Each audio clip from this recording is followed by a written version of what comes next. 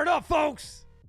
This is BEG Wrestling, baby. We are here. We got breaking news today, folks. U23's are starting tomorrow morning at 4 o'clock in the morning. Boy, is it not a great day to be a wrestling fan, right, Kevin? You certainly don't want to be an NBA fan today, do you?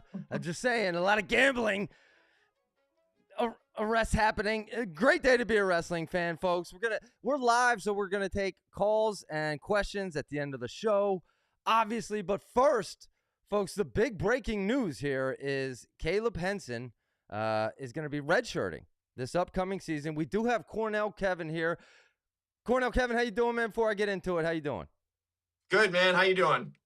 Hey, great, man. I'm excited. Fired up to be here, folks. We're going to keep it under 30 minutes, so 8:15. There's a football game tonight. But, hey, we got big news in wrestling and big wrestling happening tomorrow. The first thing I want to mention, I'm going to read the official statement from Tony Roby, Coach Roby here quick. Everyone knows what Caleb brings to our program in terms of wins and losses and the way he competes, how he represents us on and off the mat. After much discussion, we made the decision that we're going to redshirt Caleb this year. Looking ahead, we could have a really special team, perhaps the best team we've ever had here at Virginia Tech. So for us not to take advantage of that opportunity means we'd be missing the boat on that. He's excited about the plan, obviously had to be on board when we floated it to him. Team goals are important to Caleb. Virginia Tech wrestling is important to Caleb. His legacy is about a lot more than himself here. Okay, now we're going to look at Caleb Henson's official statement here. I'm excited for the year ahead. I look forward to continue working with my brothers and helping prepare them however I can throughout the season. The decision was not taken lightly. A decision I fully trust in my coaches and the people around me. Our goals as a team as well, for me personally, remain the same. Continue to be the best versions of ourselves on and off the mat and represent Virginia Tech wrestling to the best of our ability. Go Hokies. Kevin, what's your instant reaction before I dive into it here? I was shocked initially because the way I look at it is this year, he's just coming off back-to-back NCAA final seasons, right? I think he took fifth as a freshman, a true freshman. He won it as a true sophomore, took second last year, just barely. So to me, it's like, man, don't you just keep that rolling? Like, he would be the number one ranked guy. Preseason, he was number one ranked. So I was just kind of shocked. And also, you don't see that often where a guy takes his red shirt in between his junior and senior year, you know? So I was shocked. I know the why. I mean, I figure it's because they're, Bo will be in the lineup. Maybe they go 41-49 or 49-57. And I couldn't believe this, but Eddie Van Treska still has 2 years left, so he'll still be there. They're going to have a stacked team with all the recruits, Aaron Seidel. They're going to have a lot of good pieces there, but still, I was really surprised, to be honest with you. How about you? Okay, I was surprised, and we're going to get into the breakdown of I got the 149-pound rankings we're going to throw up. Obviously, this means Bo Bassett is getting in, and maybe that was part of the deal. But, folks, we are live, and which means join the comments, and there's even an opportunity to call in at the end of the show if we have time. But we will certainly include it, and I want to bring one up, okay, because we had a comment in the past on one of the past episodes. It was Stetson Starkey. We always appreciate him. Long time fan. And basically he said, I've talked about Virginia Tech being an ideal location to go wrestle. It's warm all year round. Great coach, everything involved. He says Virginia Tech is not even remotely close to the warmest school. Even within the ACC itself, Duke, North Carolina State, UNC are all hundreds of miles. Basically he says, I'm excited about Virginia Tech. It's obviously... but it's so obvious and frustratingly wrong, okay? So we read your comments. We appreciate it. So I decided I want to go. I got a live picture, folks. Blacksburg, Virginia here. Now, take a look. I'm going to make it bigger so everyone can. This was like 30 minutes ago in Blacksburg and live right outside of campus. Take a look. So there's kids walking around there. 95 degrees. 95 degrees. I think that's Coach Roby right there walking, if I'm not mistaken. But... I mean, it looks like is that palm trees? It looks like palm trees, dude. So, I'm not a weather forecaster, but it looks pretty nice down there in Blacksburg, Virginia. I don't know, but hey, folks, join the comments and opportunity to call in. let's get back to seriousness. Kevin, here are the 149-pound rankings. I'm going to throw them up on the screen because Caleb Henson was number one, dude. So let's first and foremost get into the impact this is going to have. It looks like number two, Shane Van Ness. Welcome to the party, Penn State. Is that another? Does this mean another champion for Penn State at 149 this year? Yeah, I think. I mean, I think that Lachlan McNeil and Ethan Stiles are definitely like a tier back from Van Ness. I think in my head, I had Henson and Van Ness in the final all day. But yeah, I think that I'm not saying Van Ness couldn't have won it if Henson was in, but I think it's Van Ness is the heavy favorite at this point now. It definitely changes the bracket. I mean, you do have McNeil there. Now, Kevin, let me ask you about, to me, the first question I ask myself is that I would have thought this decision was likely made before Bassett made his commitment. Do you think that is likely? I don't know. I don't think so. I mean, because if you think about it, why that has to be unless the only thing I can think of that would say that isn't the reason is if maybe he's a big 49 pounder. He always has been. Maybe he's just realizing that he's going to be a 57 pounder, and they thought, you know what, let's just take a redshirt year, get you acclimated to the weight. I don't know. I still think he would go right away, but it's got to be one of those two things. Either they want him in the lineup with Bo in there, and they want to give Seidel another year to get ready. Ventresco's coming back, or he's just realized that he couldn't make weight. That would be the only reason I think that they would make the decision before Bassett. Okay. So obviously this very negatively impacts Virginia Tech's lineup this year. But they're building for I mean, you heard Coach Roby's statement there. They're looking down the road at a potentially great team. And we've talked about Virginia Tech and how they're building some. You talked about the recruiting class being superior in the past years, even before this Bassett. I mean, I don't know. Do you think this has any long-term ramifications at Virginia Tech?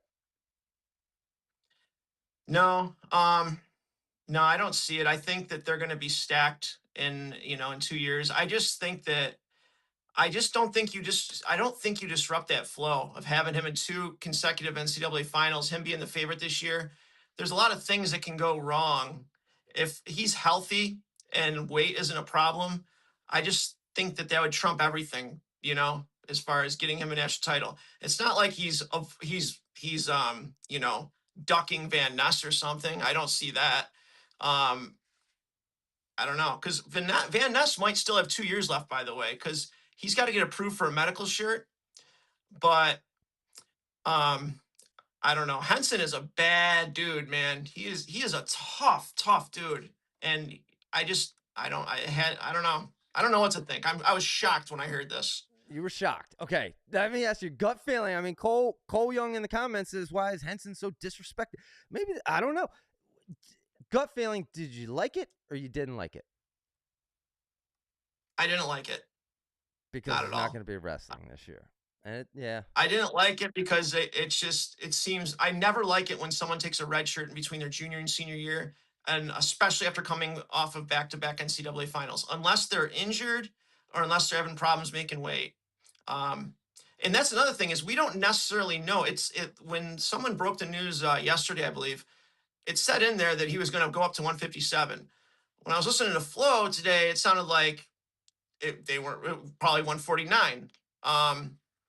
So I don't know. All right. Well, this has obviously been thought through and thought out by Coach Roby and Caleb Henson. Obviously, it is a little disappointing that we're going to see another Penn State champ at 149 this year.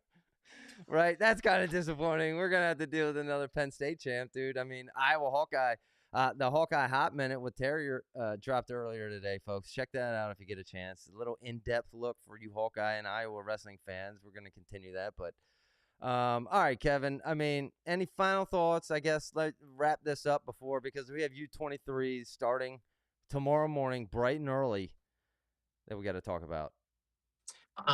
Yeah, I mean, just looking at their class, even of everybody's talking about their future classes coming in now because of Bo and Melvin Miller. Their class this year, 2025, Aaron Seidel, Ryan Burton, Colin Godge, uh, Nininger, Drew Gorman. I mean, that's five guys in the top 50 on the big board right there, and that's just one class, and they've been putting these classes together back to back to back. They're building a dynasty there for sure. It's gonna be a team that's contending for a trophy every year. I mean, what Coach Roby is doing is incredible. He's been on the show in the past. Coach Roby, if you're out there, love to have you back on the show. We want to know what the secret sauce is going on over there. Because, like you said, Kevin, he's pulling some incredible recruiting classes, and now this could be a historically impactful recruiting class. Really getting Bo Bassett, the assumed Melvin Miller, Keegan Bassett assumed, who's leveling up very quickly as we see. But folks, that's big news. I do one final time. I just want to show you a live view of Blacksburg. There's palm trees going on in Blacksburg, Virginia, folks. And warm all year round, and great wrestling and great coaching, great atmosphere, great vibes. Great vibes. Let's just say that, right? I mean, but before that, folks, U23's are happening tomorrow. The men's freestyle starts tomorrow morning. Kevin, you made this graphic up, dude.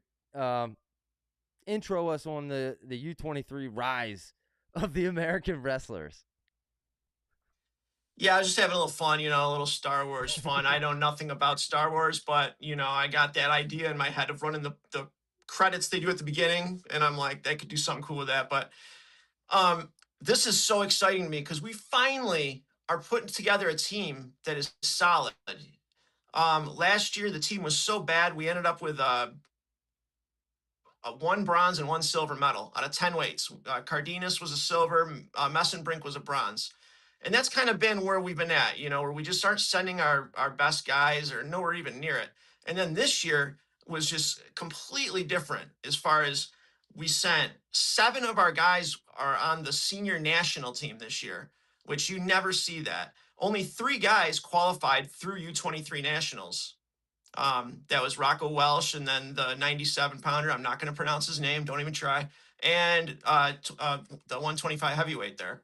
So it's crazy. I know 7 of them are Penn State guys, but I think that we got a really good shot to win 4, maybe 5 gold medals in this, and a really good shot at the team title. But man, it's not just us sending our good guys.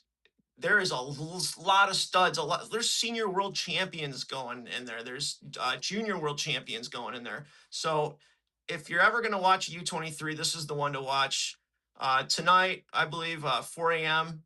It kicks off with Messenbrink and Josh Barr. For sure, you got to see it. A lot of good milestones. I know I kind of mentioned on the last show there. Lilladal and Blaze trying to become the first 2 American males to win the trifecta gold in U17, U20, and U23. And we got 7 guys that have been in a world age level final before. So this is unprecedented as far as we go for U23s, which has only been out since 2017. But this is going to be fire. Yeah. Now, you mentioned it on the previous show earlier this week, Kevin, how stacked this U23 team is, folks. Messenbrink and Josh Barr kick off tomorrow morning at 4 o'clock in the morning. Saturday, we got Lillendahl, Duke, Haynes, and Herrera. And then Sunday, we got Jax Forrest, Marcus Blaze, Rocco Welsh, and the 97 kilogrammer. But this is going to be exciting to watch, and it's going to be a team that you really must watch. I mean, especially if you're a college fan looking at the future, you want to see how these pan out. But I do want to mention before I forget, we also have other results that have already happened. Okay, so the women's results are now up on the screen, as well as the Greco. Anything you really want to touch on there?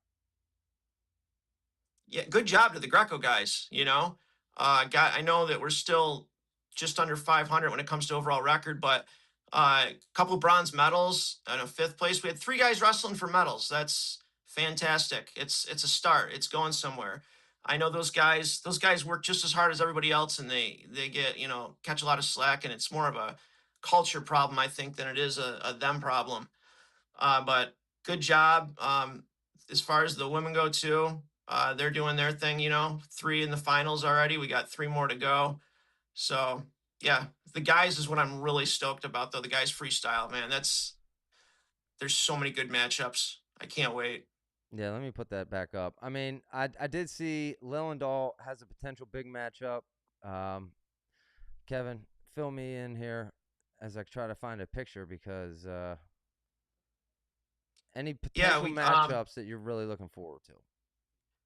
Yeah, I think Messenbrink for the most part has a really good draw going in there.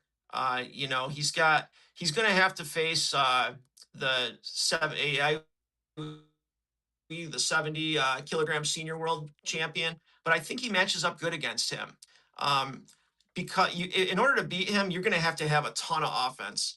And this guy, I don't know if you watched him at all during the senior, but he drove me nuts, man. He's the one that was like dry humping Musakayev there. He grabs your fingers all the time. He was driving me nuts watching him wrestle, man. He grabs your fingers. He doesn't shoot a lot, but he wins, and he's very frustrating. But I think Mitchell's got enough of an offense where he can overcome that. Also, Beit Yukayev is real tough. He's on the opposite side of Mitchell. If for those of you who don't know him, he is someone that's wrestled Shapiro at one Junior Worlds. Shapiro beat him 8-0 in the quarters, and then he wrestled PJ Duke in the semis.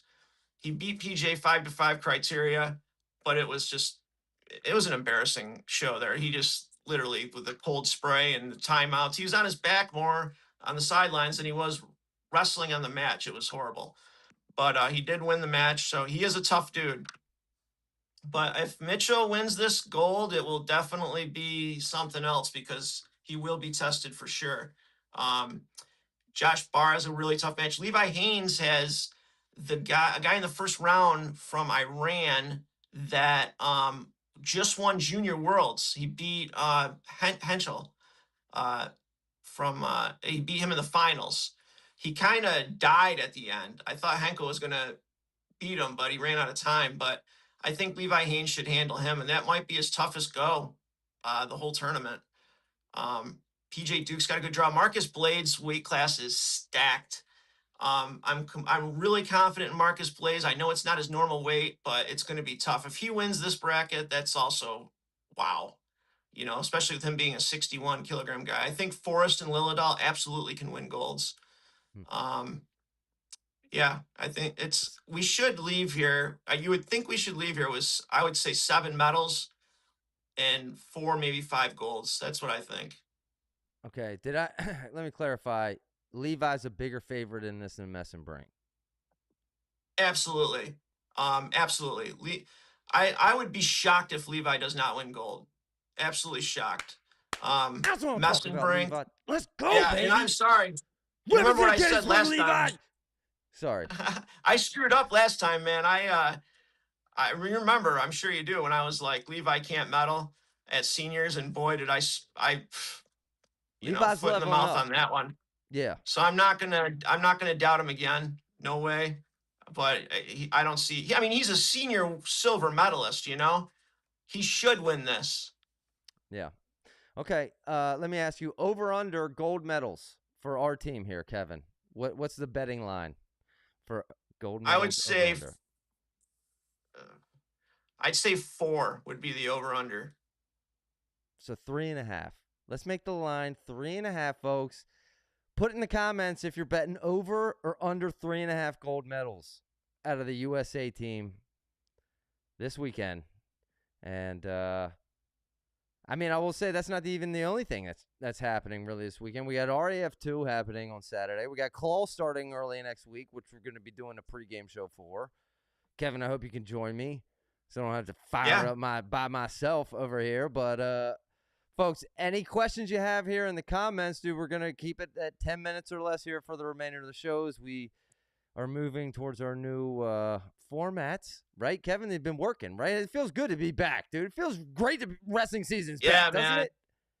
Yeah, we're going to, and we got to let everybody know, we're going to be consistent, right? We're going to be pumping shows out, and they don't need to be an hour long. You know, we can get everything we need to in a half hour. Please call in with any questions or if you want to talk about something in particular.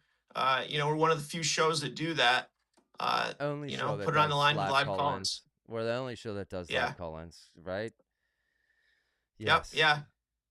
Okay. We do have a comment. Not my name. Henson redshirting means he gets to have one season with Bo. Now, okay, Yep. that is an interesting point that I actually do think is significant because to have someone like Caleb Henson in the room with Bo Bassett and during his opening years there, like it's who did I interview? I forget what wrestler I interviewed. But when you have a national champion in the room who's been there and done that before, that level of experience, and it brings the whole room up. It rises the whole room, right? And maybe it was McNeil when he was at North Carolina. I cannot remember exactly, but there was a wrestler who I asked him what it felt like being in the room with a national champion, and they said it was significant. Like just having that influence and experience in the room, I do think is going to be very beneficial for Bo Bassett. Your thoughts on that, Kevin? Yeah, I mean, I would assume that he would stay there for RTC, regardless. But it's different when you're actually competing, when he's competing side by side with you, going for the same thing. Um, they're going to have an opening lineup next year of, I mean, you're going to have Eddie Van Tresca, who's just as good as anybody. He's beaten Vince Robinson twice last year. Then Aaron Seidel, and then possibly Bo, and then Henson, or you know, they'll go 49-57. But that is a heck of a, you know, first few weights there for Virginia Tech to walk in through. But yeah, I mean, like the commenter said, I mean, like we said, it's got to be because either he was going 157 or because they wanted to be on a team with Bo for a year. Those are the only two reasons, really. I mean, I think it could be special. It could be a special team. Caleb Henson, Bo Bassett.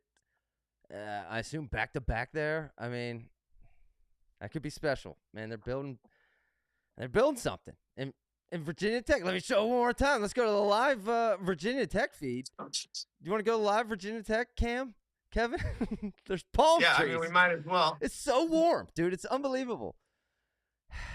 Anyway. Okay, nice. And Kevin, you know, so early? Go ahead. Ethan Miller. So Ethan Miller is a transfer from Maryland. If you remember, he was undefeated last year going into Big Tens, and he didn't place in NCAA's. He's a senior this year at 157.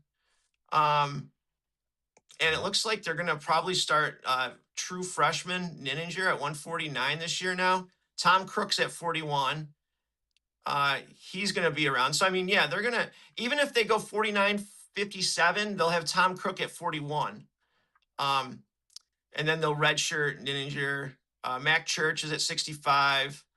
Sergio Desciante or whatever, he's a transfer in, and he's only a junior this year. I thought he was a senior, so they'll have him back. Jaden Bullock will be gone. And then Sonny Sasso at 97 and Jim Mullen at heavyweight. So that's a really damn good lineup, and all the recruits they have coming in. It's really solid job by Virginia Tech. I love to see it, man. I love to see more than it just be a few teams that, you know, are building something here. Okay, quick question. Another great comment here. Not my name. He could be also trying to be there when the 5-year rule drops, meaning he could possibly get another year. Then not possible. You're shaking your head. Well, no, because there's it's been kind of spread all throughout that the 5-year thing is not a thing right now.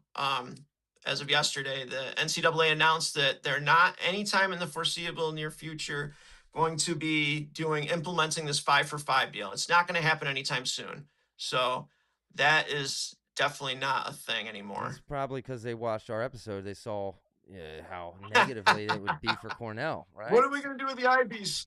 Yeah, I'm happy to hear that, you know. Yeah, but listen, folks, we're running out of time, but we're going to be back. We're going to have to break down the future Virginia Tech lineups, along with, I made a commitment, dude, we got to talk more Nebraska. How do we keep missing Nebraska wrestling, dude? You know what I mean?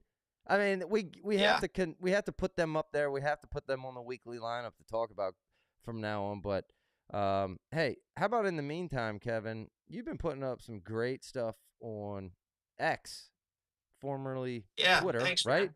Why don't you mention some of the old? Yeah, Unfortunately, I don't have all of them to put up here, but why don't you tell us a little bit about that?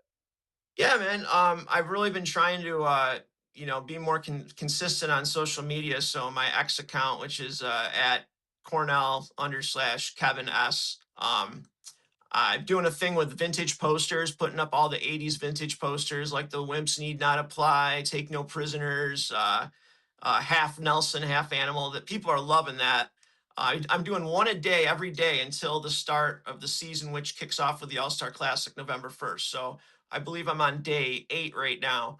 Um, Doing that, also putting up, I put up the age level records, world records for, so like the U17 team record. Who has the most points? The U20 team record, U23 team record, senior team record. Then I put the United States best teams in there as well. So that's something that you can check out too. And I put a lot of detail in it, not only the team and the points, but also how many gold, silver, bronze medals they had, their match record, and how many falls and tech falls they had. That way you can kind of look through and see who had the most dominating team. When I was doing it though, Zach, something crazy I noticed in 2007, Russia senior team, there was only 7 weight classes. They got 6 gold medals and a bronze. So they lost one What? match, the entire world championship. Yeah. Isn't that wild? That is Six wild, dude. gold and 1 bronze. So they lost one match the whole time. And How it was times have fun seeing changed. the different guys when I was researching it. Like I saw the 2022 U17 team. I almost forgot that Joe Seeley teched everybody, and he outscored his opponents 55-1. Wow. So that was crazy. Yeah. There was just a couple different things that I noticed that were real wild runs that people went on. So it was fun. You know how I am. I love researching that stuff. It was fun. I put a nice thing together. You can check that out. I'll put it on the BG Facebook as well if you guys want to check that out there. Um, Anything that you guys want researched or wonder about or think would be fun to compare, put it in the comments, and I'll most likely be happy to do it. Yeah. So No, I mean, Kevin is the most well-informed and deeply researched individual in the sport I can find, and it's very impressive. Where'd you even find those old posters? Or don't tell us if it's a secret. Don't spill it too no, much. man, dude, I was getting into it because I had a couple of them when I was younger, and so I went to go see if I could purchase some, and they're coming up on eBay. Dude, those things sell for like $200 a piece. I'm like, screw that.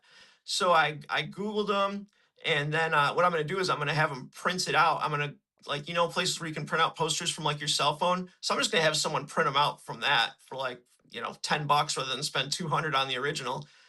Cheap, but whatever. But Wow. yeah, people, it's funny because you never know what's going to take off on social media. And I've been putting all this work into these graphs and stuff.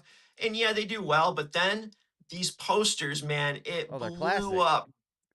They're Yeah, people classics, love them. man. They all Yeah. relate to them. Right. I mean, dude, half Nelson, half Animal. You can't beat that. I mean, how many old time wrestlers out there see that and it reminds them of like so many years ago when they were back in that moment. You know what I mean? That's got Yeah, to be a cool feeling to have. absolutely.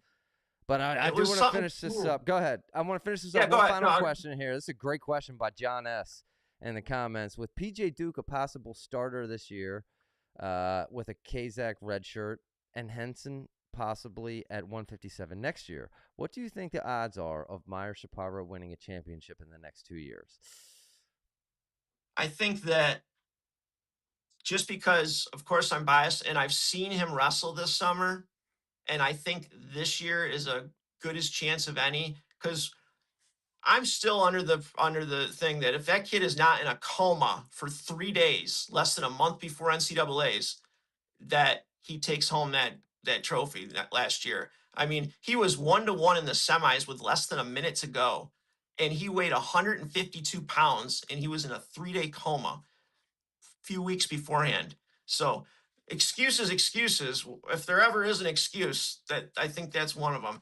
He's looking great as long as he doesn't have any more head issues, and I know it's a big if. I'm very confident that he gets it done.